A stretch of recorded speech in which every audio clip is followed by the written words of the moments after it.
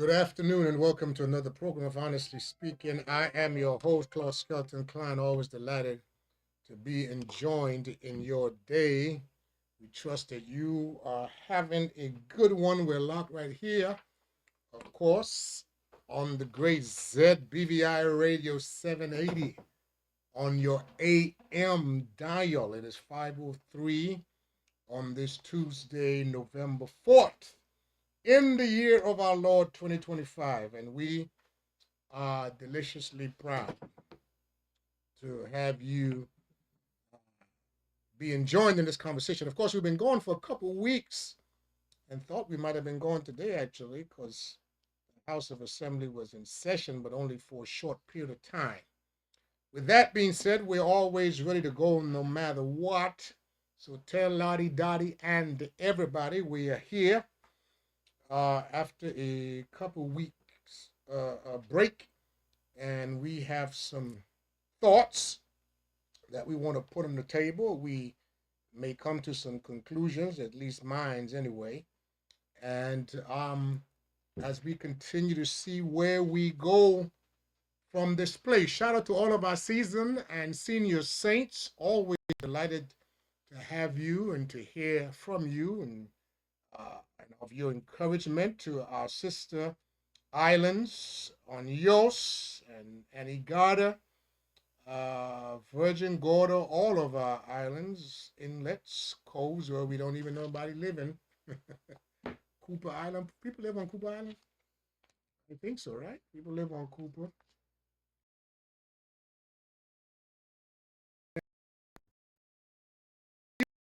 Have you? And we're going to get going. Of course, we always want to remind you to check out the original New York pizza, one fantastic place, glorious, tasty experience. We give you a chance to come in on our Facebook page. Just type in Honestly Speaking with Claude Skelton Klein, and you can um, I got sidetracked there. What was I saying? Honestly Speaking with Claude Skelton Klein. That's your Facebook page. Go on your gadget, and we want you to subscribe the page, like the page, share the page. We say that every week, and so take your little finger and push the button when you go on and you listen later on, and you will hear us there. And of course, our good people at the Grams table, table of fellas. Maybe add some ladies in the days or weeks or future to come. And we want to dive into our subject for today, picking up from where we were rather, a couple of weeks ago when we tagged that particular program, We Are in Trouble. And so I want to continue with the same theme and thrust, maybe for the next couple of weeks, from that theme, We Are in Trouble Part 2, Amusing Ourselves to Death.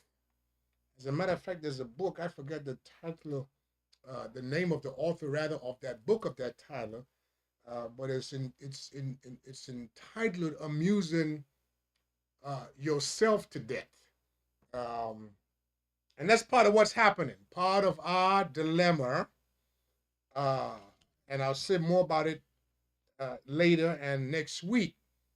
But you see, far too many of us are spectators, and we think that we are watching a game. We think that we're watching football. We think that we're watching basketball, and we are experts at spectating.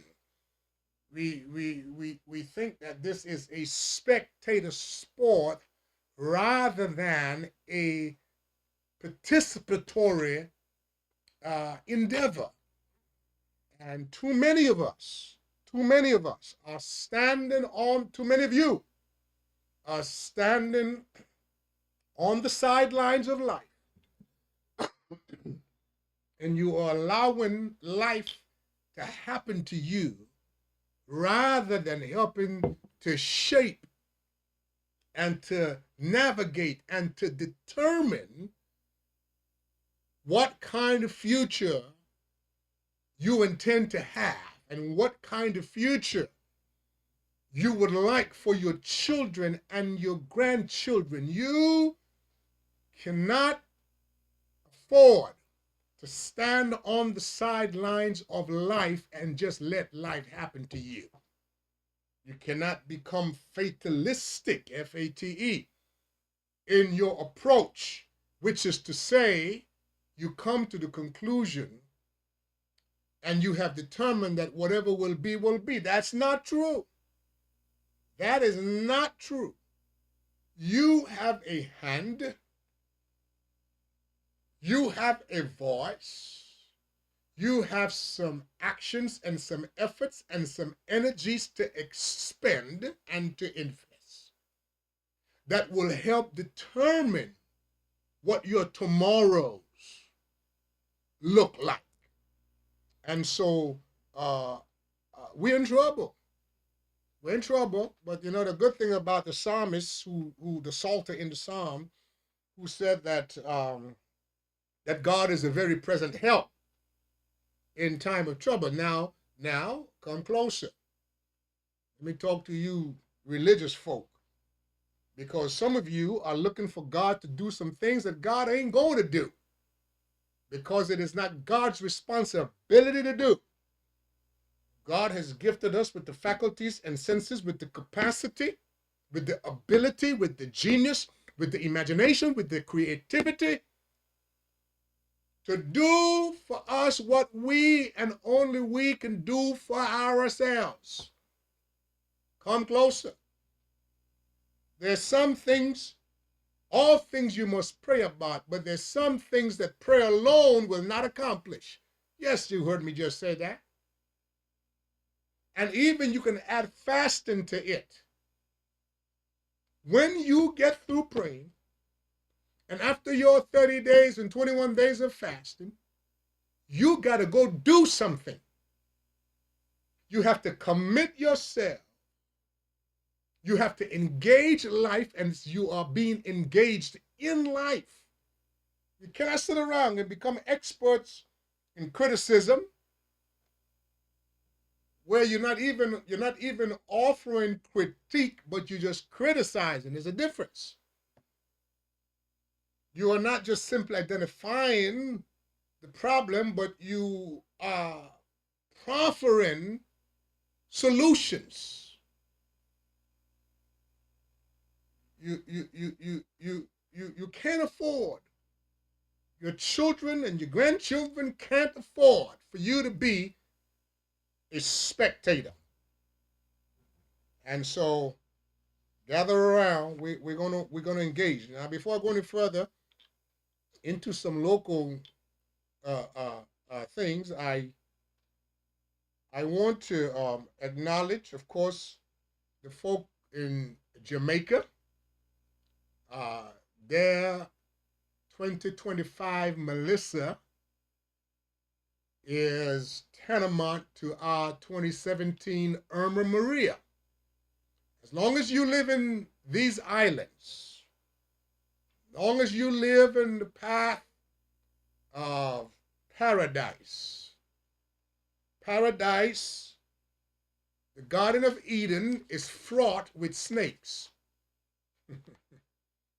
And as beautiful as paradise is, these island nations in the Caribbean, we are in the paths of hurricane. We are in earthquake zones. We are in tsunami zones. Trouble also comes to paradise.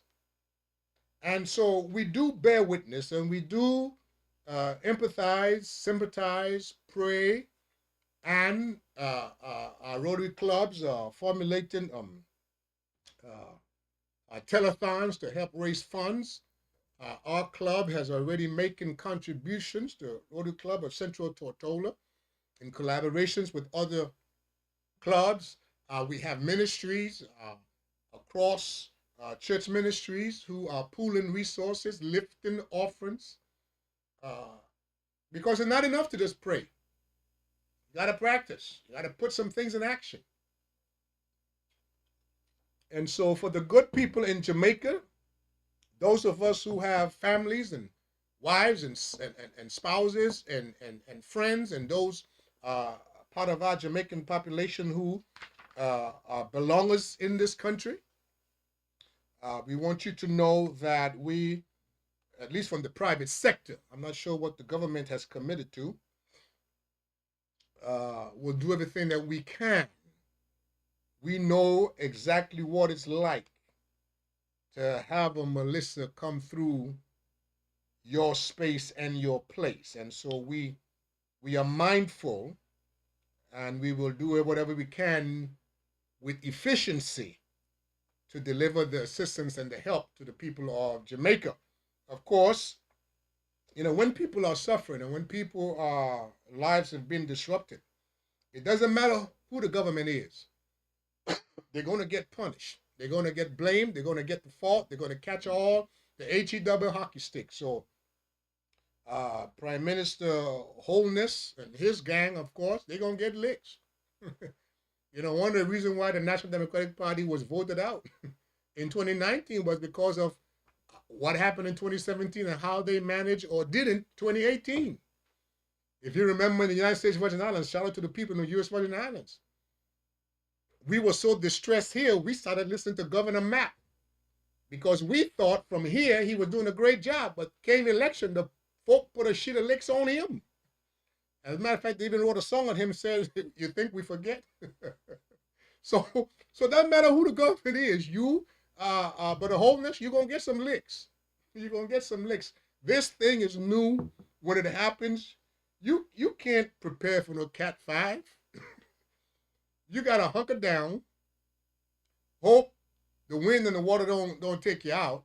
And when it's all past, you do your best to regroup and pool resources and come together. So the good folk in Jamaica, don't lose your minds. It's not over. This is going to be a long journey. Don't let nobody lie to you. This is going to take a while. That's the way these things work. And we will do everything that we can from here. It was us in 2017. It's you in 2025. It's going to be somebody else. It was Dorian in the Bahamas. So we all have a go at this. But you are on our minds and in our prayers, and we'll see resources coming to you from this direction. I also now want to pivot. I take note the ongoing judicial killings that's taken place in off the coast of Venezuela. President Trump and what he believed to be his mandate have called the whole question of democracy, international law into question. As a matter of fact, I want to, let me see if I can get to it real quick. I want to read a quote from Kamala Harris's book. You should get a copy. Those of you who are inquisitive and like to read, get a hard copy or electronic version. It's 107 Days by Kamala Harris. And Kamala Harris says this. She says two things. One of the things she said, I wanted a seat at the table. I wanted to make change from inside the system. Today, I'm no longer sure about that because the system is failing us at every level: executive, judicial, legislative, corporate, institutional, media. Every single guardrail that is supposed to protect our democracy is buckling. I thought those guardrails would be stronger. I was wrong. Unquote. That's by Kamala Harris. And I say that as the basis for what the extrajudicial killings that's taken place in our waters in the Caribbean. And I've been saying to you, and some of you getting tired of me saying it, but you're going to call for me not too long from now. You're going to remember these words by the spirit of wisdom. Because I keep telling us to prepare for war. America is going to war on many fronts. And America is going to experience war since the Civil War of 1861 to 64 on its own ground. 2026, 2027. Hear me by the spirit of wisdom. And that is going to impact us. Somebody says, why is it important? Why does that really matter? It impacts us. All the stuff that the President of the United States is doing is impacting us. I'm coming. You make what is supposed to be a zone of peace turning into war. You are creating and have created enemies across the globe. You think that China and Russia and the BRICS nation and all of them are going to sit back?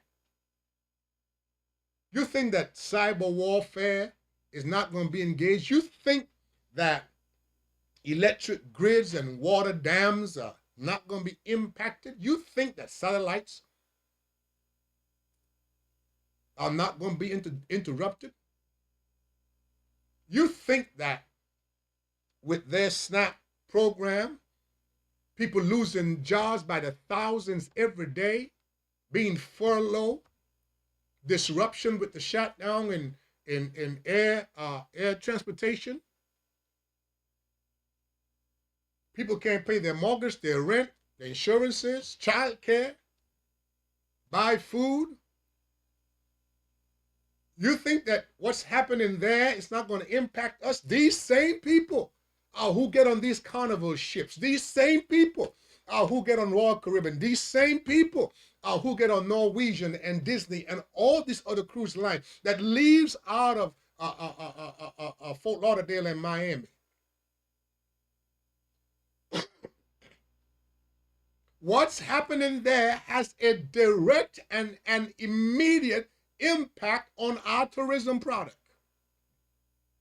And even though some of these people are booked, hear me by the spirit of wisdom.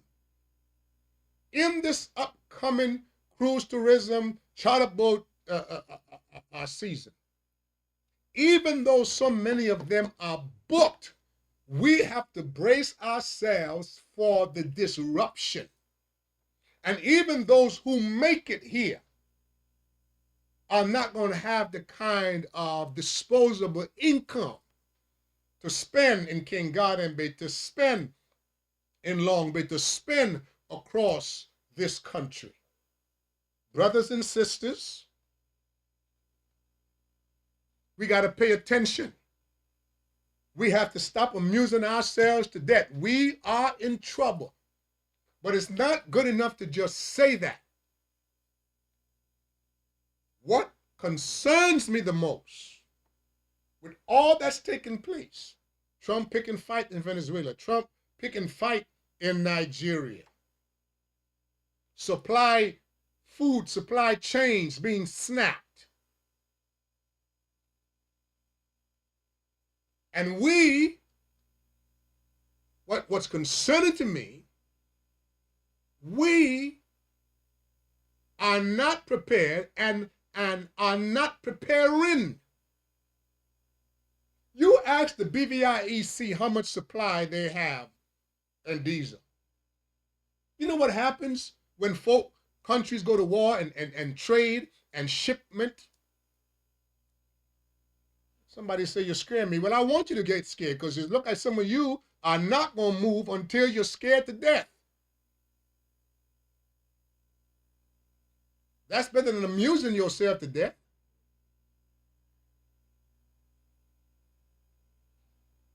All of these things, some of which are beyond our control, but we must begin to take some necessary steps for that which is within our control. It bothers me. I am grieved, actually, that the leadership in this country, our government, people who I support, all 13 of them in their own particular way, but in this case, and under our system, the sitting government, I don't see and I don't hear where we are, in fact, substantively and substantively preparing our people and preparing this country for what is already happening. Food, energy, water, basic supplies, medication, the whole 9 yards.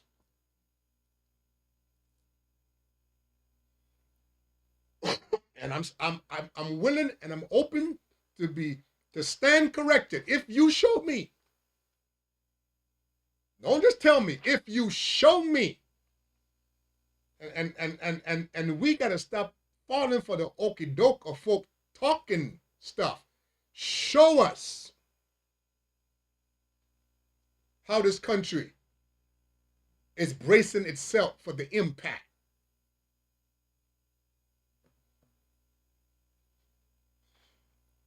I'm concerned, but let me move on.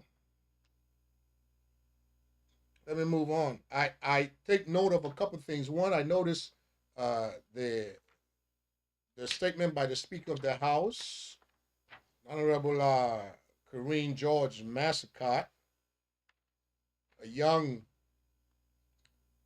Virgin Islander who's doing a fantastic job in her post. And I saw where she's making some moves in her statement in regards to the Management Bill 2025, moving the House of Assembly to a more autonomous legislature. Matter of fact, let me read. An autonomous legislature is the foundation of every functioning democracy. I'm quoting from her message. It is within these chambers that the voice of the people finds expression, where laws are created and where government is held accountable. For this process to have true meaning, the legislature must be able to act independently, free from interference, and guided only by the Constitution, the standing orders, and the will of the people. She goes on to say, for many years, the operational administrative framework of the House of Assembly has relied on external mechanisms that were not fully aligned with the principle of legislative autonomy. And the introduction of the House of Assembly Management Bill 2025 seeks to correct this. This bill represents not merely an administrative reform, but a clear statement of constitutional maturity and democratic process. And I want to applaud the leader, the Speaker of the House, for moving this forward, certainly under her watch. And it's in tandem, as I sat and listened to most of the presenters today, as we remember, as we celebrate, as we honor the 75th anniversary of the restoration of the then Legislative Council and the now House of Assembly. And I want to make a couple of observations. First of all, I want to say that we should honor, we should celebrate our foreparents.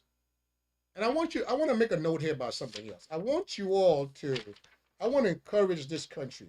Confucius says that the beginning of all wisdom, come closer. I'm quoting from Confucius. Confucius says that the beginning of all wisdom is to correctly name things. To correctly name things. Call things by their right name.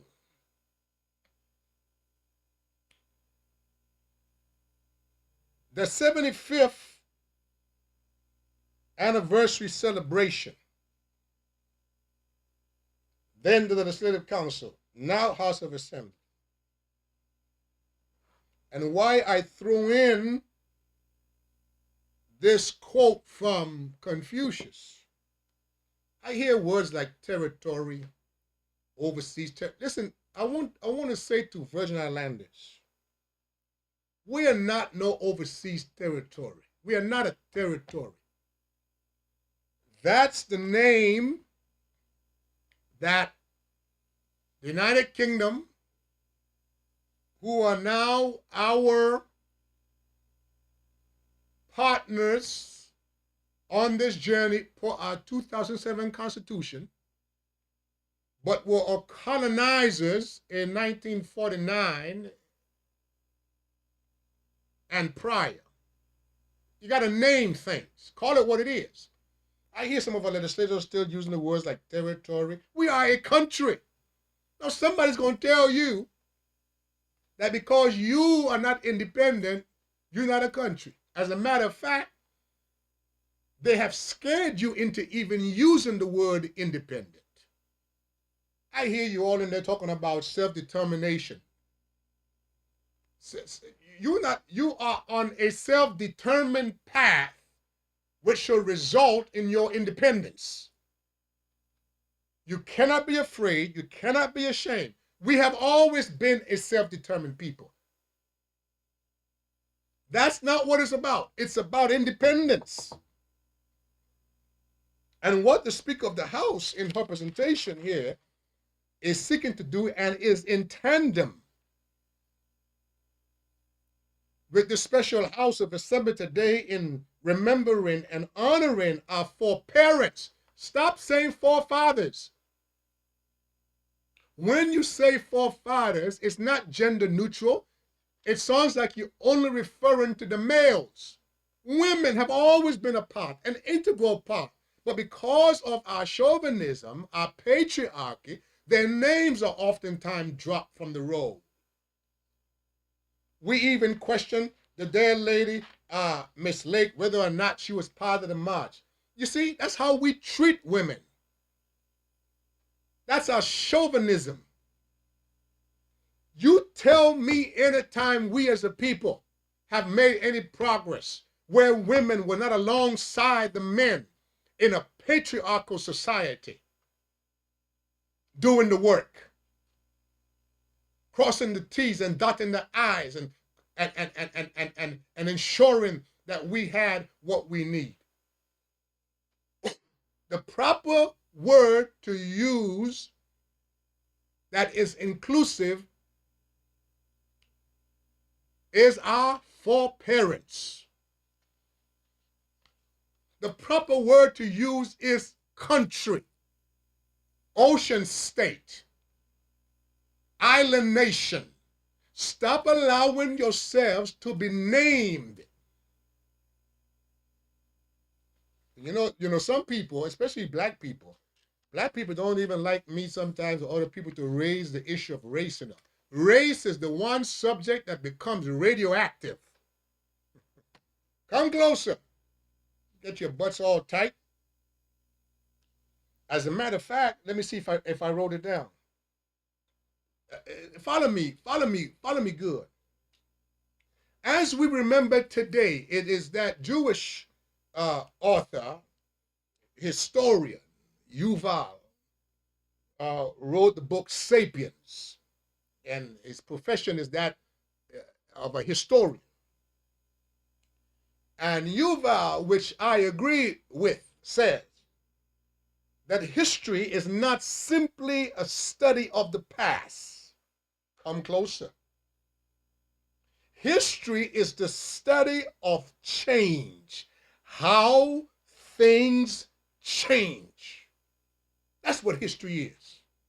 History, I'm going to say it again for emphasis, and I want you to get it. I want you to write this down on your tablet. I want you to write this on the pages of your mental sky.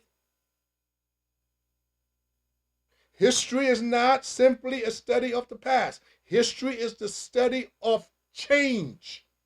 how things change. How did 1950 happen? Because of 1938? Because of 1949? It's the study of change.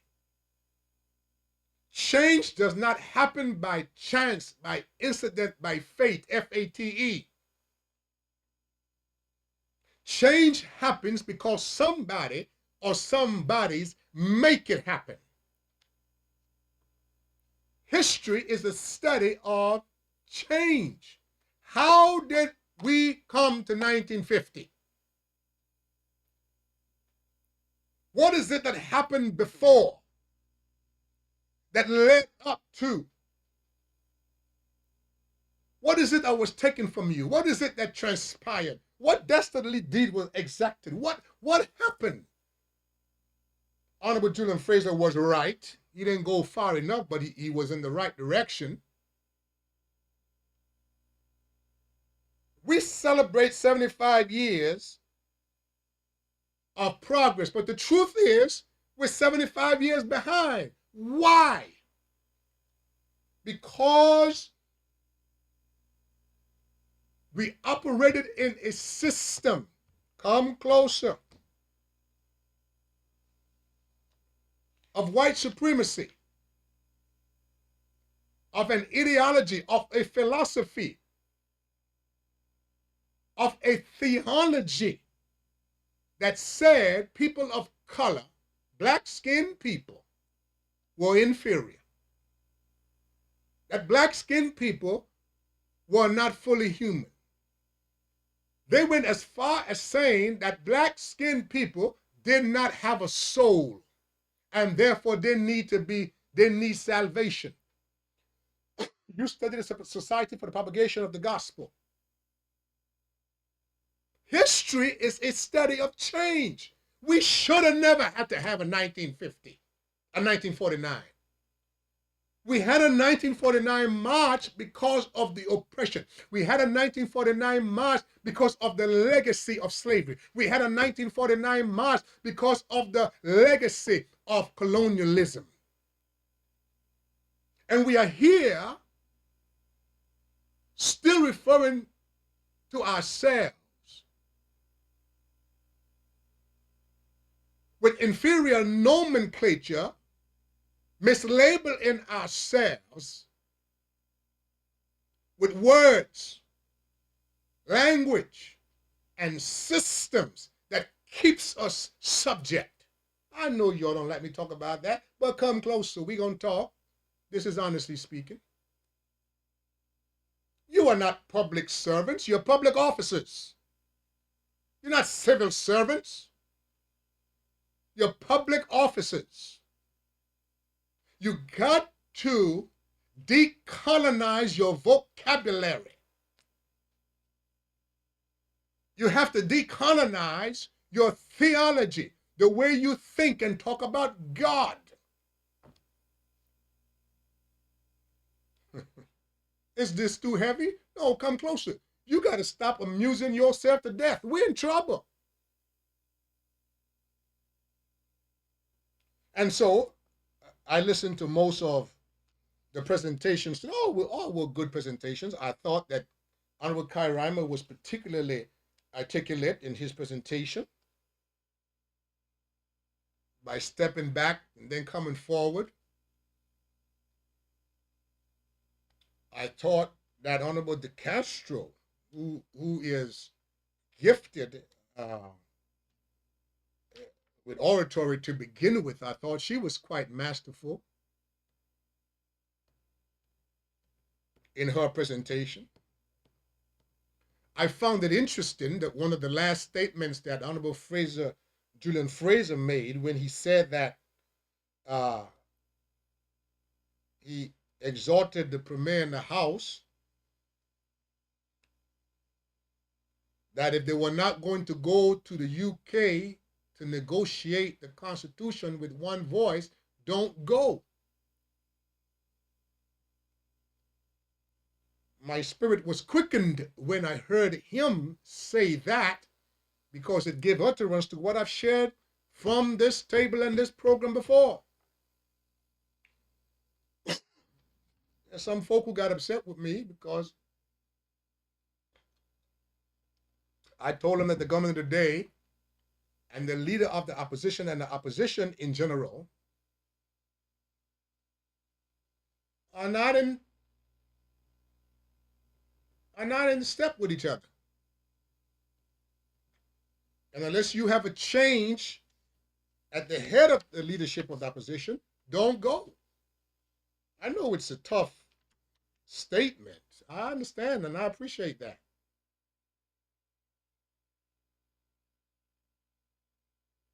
And or how does that person get in step? But I was glad to hear Honorable Fraser exhort the House on this matter because he should know, he would know by experience what happened when they were there in 2007 and him and the late Honorable Ralph T. O'Neill were not in step with the then government of the National Democratic Party. Brothers and sisters, this is not the time to add fire to our trouble.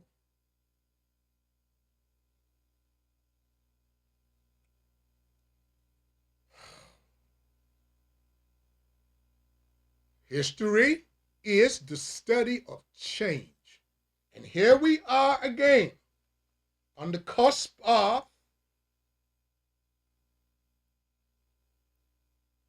what should be a change towards our progressive, towards our forward, towards our independent move as a people and as a nation.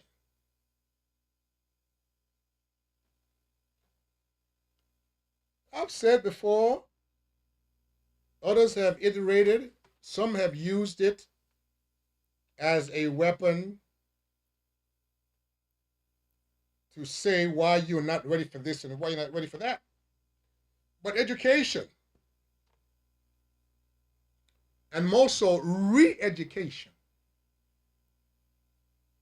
on all of these subject matters, which should not just be in the public space in terms of a campaign of a rally, because I've already declared one, similar to how they handled Brexit. Farage and them and Boris Johnson, all of them went on a campaign. That's part of what needs to happen here relative to our independent destination. But really, all of this stuff, some of which I heard today in the House of Assembly, needs to be a part of our curriculum. We keep saying it, not just in primary, not just in secondary, but throughout the sojourn of any student in this country on to the tertiary level. Our story, our history, according to our telling of that story,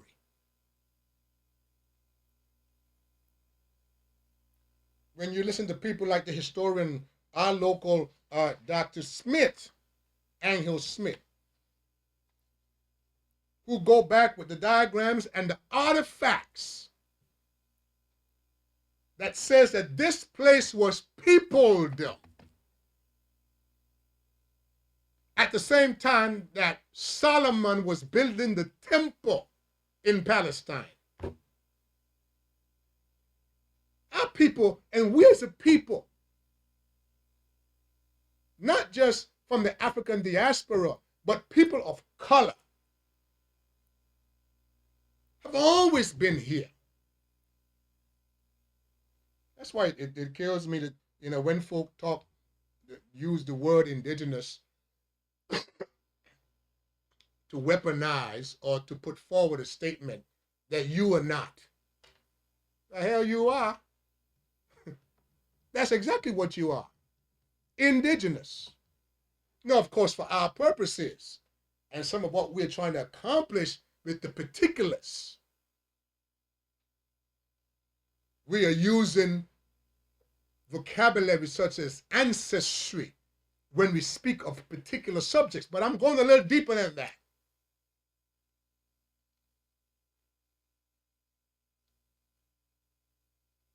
We got to name things correctly.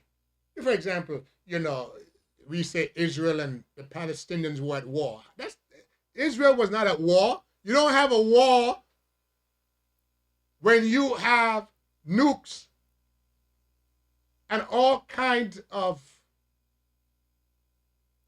new technology and ammunition, and the other folk ain't even thrown a rock yet. You're not at war. You at genocide, but you're not at war. You got to name things the way you. Oh, the beginning of all wisdom is to correctly name things.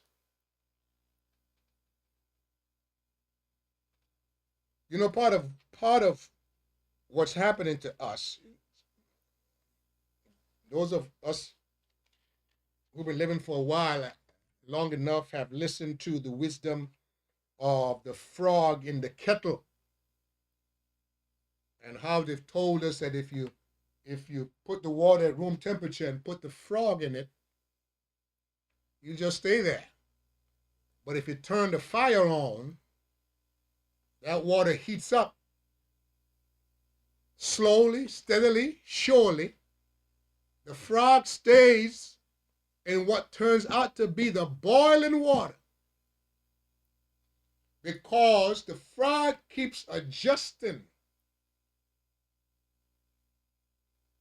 themselves to the maladjustment. They keep adjusting themselves to the heat until they don't know they're being boiled to death. That is part of the state of affairs in this country. Some of us, too many of us, are behaving like frogs in the kettle. We don't understand, we don't appreciate, we're not comprehending the tremendous of heat that is at the very foundations of this country. We are busy amusing ourselves to death.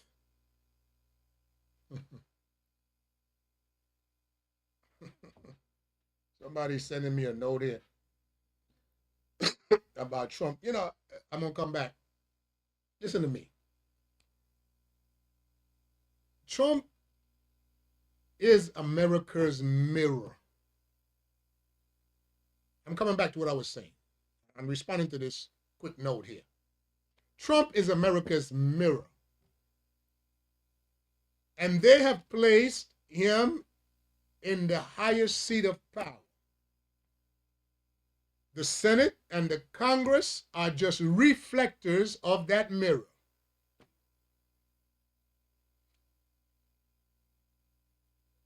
When you look at Trump, you are looking at America.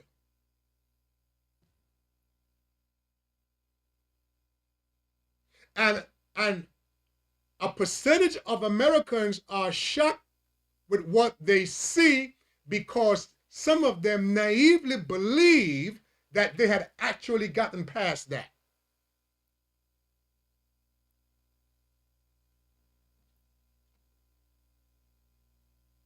What do you think of God? What's the name of the guy that got shot? Charlie Kirk, or whatever his name was?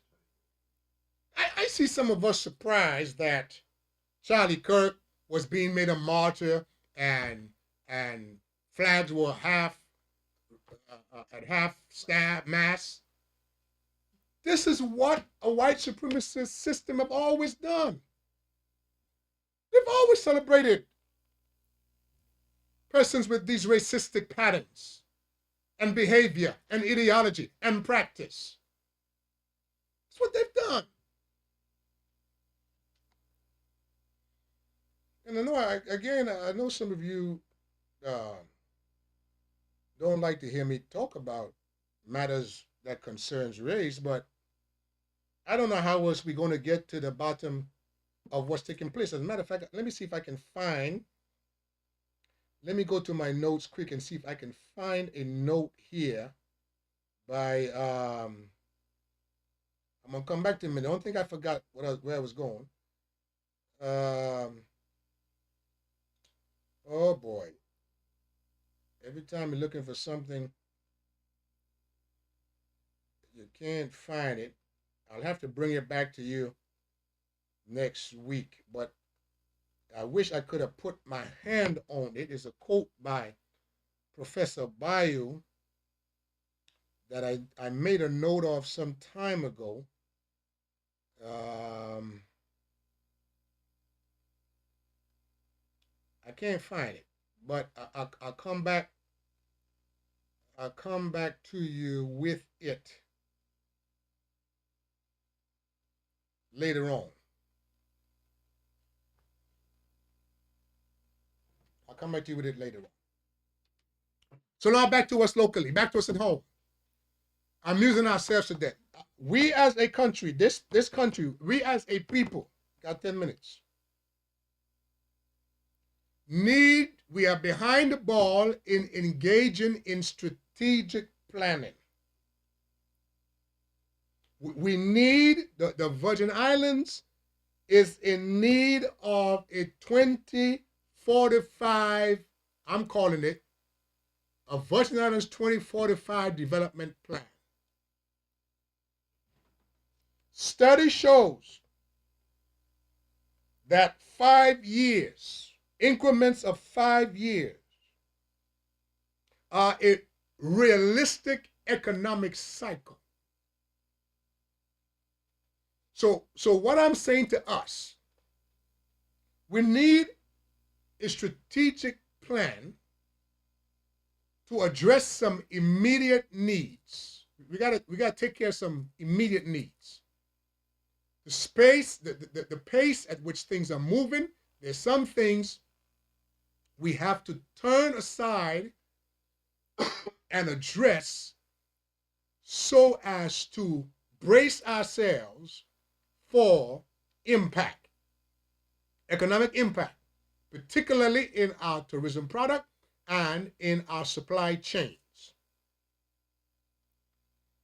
But we need to take that national plan and some other plans that we have spent some funding on. I don't know what is the mandate of this economic committee. I hope it's not just superficial in name, in nature.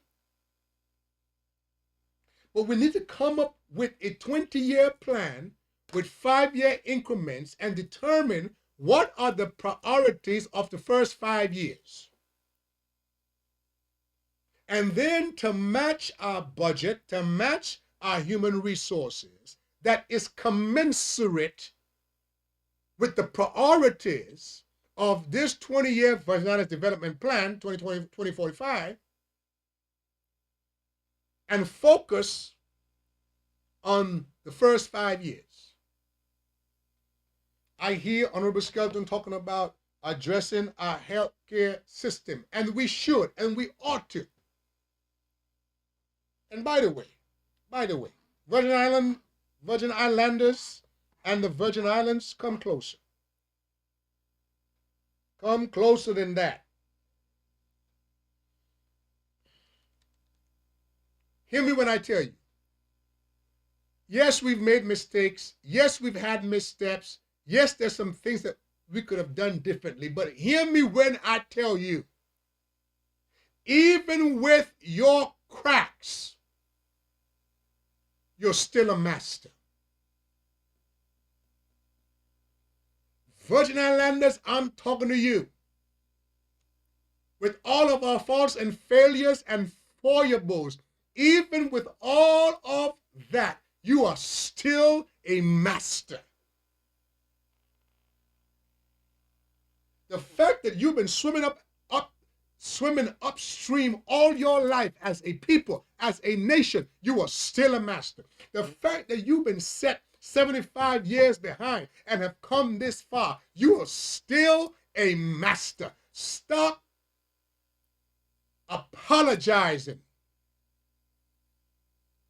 There's no country, there's no people, there's no democracy, there's no communism, there's no socialism or any other form of government who have not made missteps.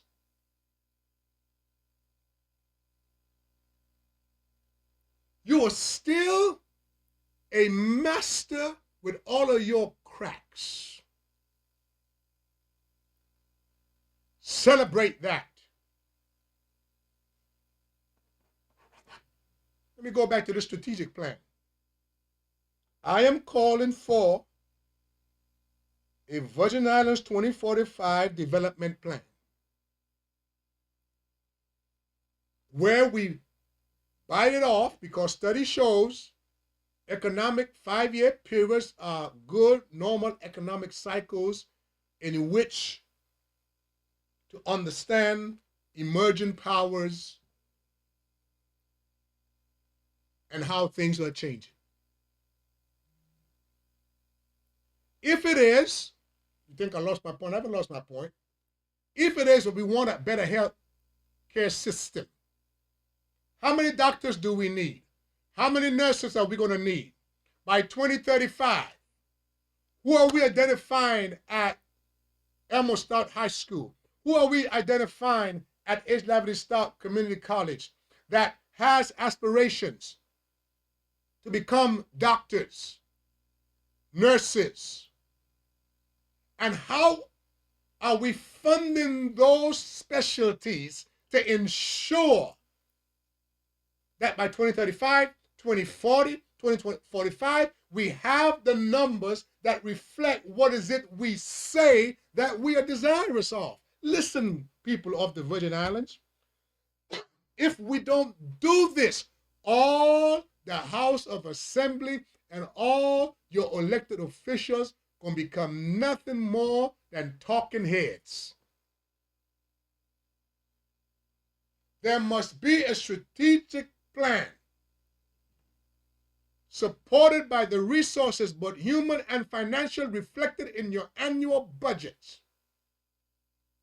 Identifying the resources, be it human resource, technical sources, that you are going to need, train, invest in, and ensure that they are in place for what you say you want. Else, we're going to have to keep importing persons.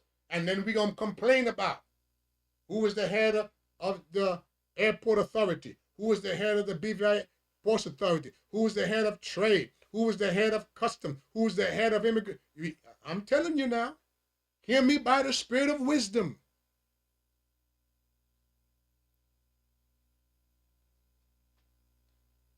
We got to stop being spectators. We got to stop being just talking heads. We got to stop amusing ourselves to death.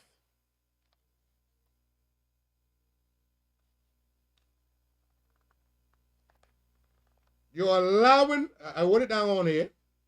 I was looking for it.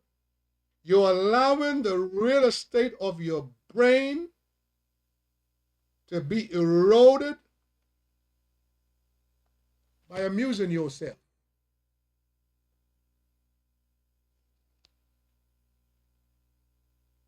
We're in trouble. But there is a path. There is a way out. I got 4 minutes.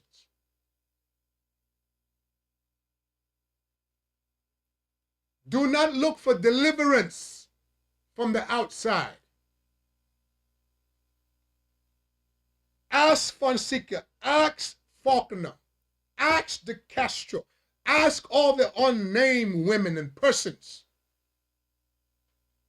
It is from within.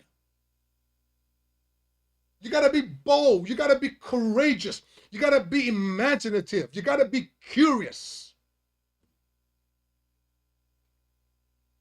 You have to shed yourself from the naysayers, the people who keep telling you you can't, the people who keep telling you you're not enough, the people who keep telling you you're not ready. You got to shed yourself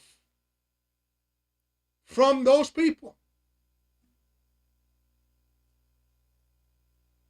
There is no reason to be in power, in positions of power and authority, if you're not going to use the power to empower your people.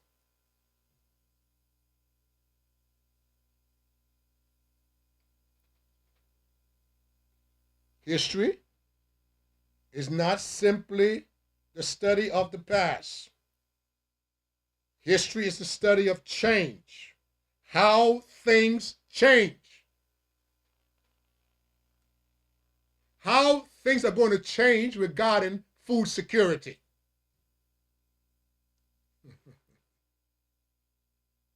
How? By we keep talking about it? By we keep electing a different set of people or playing musical chairs in the House of Assembly? You think that's how it's going to change? It's not going to change that way.